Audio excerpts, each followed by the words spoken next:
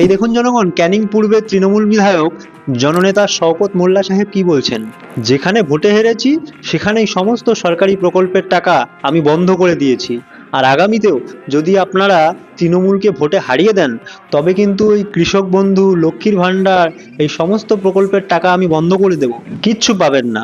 3টে অঞ্চল আমরা হেরে গিয়েছিলাম, আমাদের সরকার সেই 3টে অঞ্চলের ঘরটাকে পুরোপুরি বন্ধ করে দিয়েছে।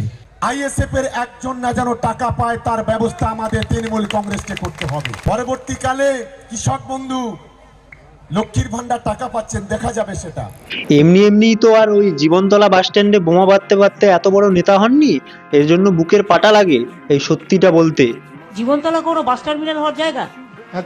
মারপিট করে সব বোম্বা দিচ্ছে। সাবধান জনগণ, ভোটটা যেন ওই ঘাসফুলেই পড়ে, নয়তো কিন্তু সেই তৃণমূল নেতাদের পৈতৃক সম্পত্তি থেকে দেওয়া ভাতা কিচ্ছু পাবেন না।